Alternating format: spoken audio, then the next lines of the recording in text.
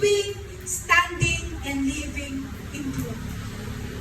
Kayahin din po natin kung papaanong ganun na lamang kakilala ni Pablo, ganun na lamang siya ay tumayo sa katotohanan at nabuhay sa katotohanan sa ating Panginoong Jesus. Kung papaano nga ang sabi ng John 14:6, Jesus is the way, the truth, and the life. He is the truth, He is the way, He is the life. Nasa Kanya ang katotohanan, nasa Kanya ang lahat ng kapamaraanan. Kaya kung kilala natin siya, ay walang mahirap sa atin. Wala tayong hindi kaya.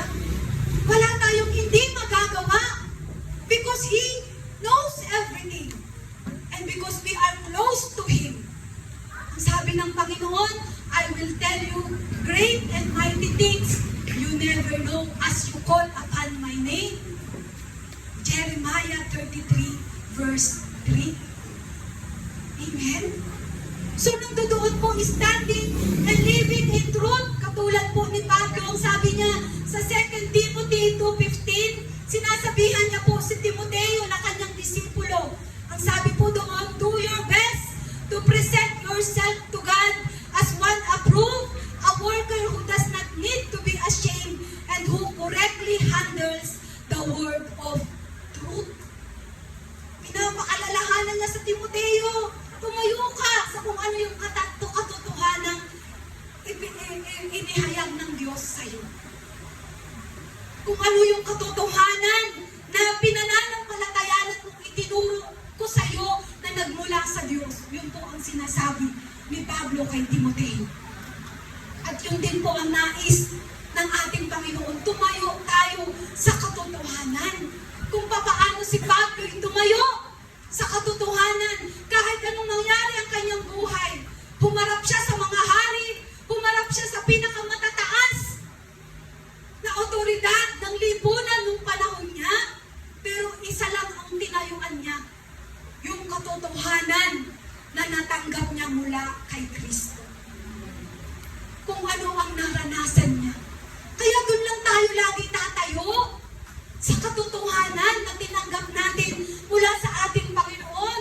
Ang sabi ng kanyang salita, you will know the truth, and the truth shall set you free. Pag nalaman na natin ang katotohanan, hindi na tayo mabubulag ng kasinungalingan.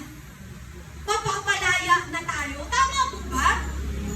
Hindi na tayo susunod ng susunod doon sa mga bagay na malayo sa katotohanan. Nandun lamang tayo sa kung ano ang sinasabi ng Diyos ng kanyang salita sa ating mga buhay. Doon lang tayo nananampalataya. Amen? Alam niyo po sa panahon ngayon, alam po natin uso-uso ang imitation. Diba? Parang lahat ng bagay, sabi nga may itlog nga yung peking itlog na nabalitaan niyo ba yun? Mula China? Yung pakwan nga, pinipeke na. Parang sa atin imposible. Imitation. Yung mga damit, akala natin original na suot, nakalagay Levi's. Pero yung pala imitation, pero pag nakita mo, parang katulad na katulad. Tama po ba? Parang wow, original yung suot. Pero kapag ikaw, nakakita ka na ng original talaga. Nakita mo na, nakapagsuot ka na ng original, alam mo yung tela ng original. Pag nakakita ka ng katulad lang, alam mo hindi yung totoo. Marunong kang kumilatis. Amen? Hindi ka na maluloko na ay, hindi yung original. Alam ko. Kasi alam ko yung original eh. Nakakita na ako ng original eh. Nakapagsuot na ako ng original. Kaya alam ko yun, hindi yung original. Anong ibig sabihin nun? Sa atin din pong mga mananampalataya, nalaman na natin ang katotohanan. So hindi na po tayo mabubulag ng mundong ito na puno ng kasinungalingan. Puro gaya-gaya lang. Amen? Alam natin kung ano ang sinasabi ng salita ng Diyos, ang katotohanan ng ating pong tinatayuan. Kaya hindi na tayo basta-basta madadala ng kung ano ang sinasabi ng mundo na parang okay naman, parang totoo naman. Pero kapag kinilatis mo, malayo sa katotohanan ng kanyang salita. Amen? Kaya po maraming tao ngayon bulag sa katotohanan. Kasi halos pareho lang eh. Parang minsan wala nang pagkakaiba. Pero tandaan po natin, kapag tayo ay tunay na nakatayo at sumasaliksik sa katotohanan, alam na alam natin kung ano ang galing sa Diyos at kung ano yung ginagaya lang ng mundo. Amen po ba? So let us be not imitators of this world, but let us be an imitators of Christ. Ang sundan nating katotohanan ay ang ating Panginoon. Yun lamang ang ating ginagaya.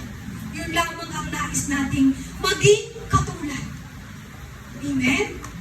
At alam po natin, ano man po yung pagsubok ng ating mga buhay, katulad po ni Pablo. Alam niyo si Pablo, ang sabi nga ay, kung meron mang pinakamahirap na naranasan ng mga disipulo, si Pablo po, iba yung hirap na kanyang naranasan bilang apostol ng ating Panginoon. Pero sa lahat ng hirap na yon, nakita po natin ang tagumpay ng buhay po ni Pablo. Nakamtan niya ang gantimpala ng kanyang buhay. At ito po ay ang ating Panginoon. Sabi nga po ni Pablo ay, sabi niya sa lahat ng makasalanan, ako ang worst. Pero, sobrang nagpapasalamat ako sa pag-ibig ng Diyos na naranasan ko. Na bagamat ako ay persecuted noon, pero tinanggap ako ng Panginoong lingkod niya at ginamit sa pinakamainam na mga pagkakataon. So, ganun din po sa ating mga buhay. Ano po? Minsan tinitingnan man natin ang ating mga sarili na, Lord, hindi na ako karapat-dapat. Ako'y nagkamali. Ako'y lumayo. Ako ay nawala sa kung ano yung nais mo para sa akin. Pero tingnan po natin yung buhay ni Pablo. Yung buhay ni Pablo na talaga namang kabaligtaran. Siya po ay kasamang binabato si Stephen hanggang si Stephen ay mamatay. Pero nung nakilala niya ang ating Panginoon, yun ang kanyang pinulanan. Yun ang kanyang sinundan. Hanggang sa maranasan niya po ang tagumpay ng buhay. Ang sabi ng dito po ako magtatapos in Philippians 3:7-9. Ang sabi doon ng kanyang salita, babasahin ko po sa Tagalog.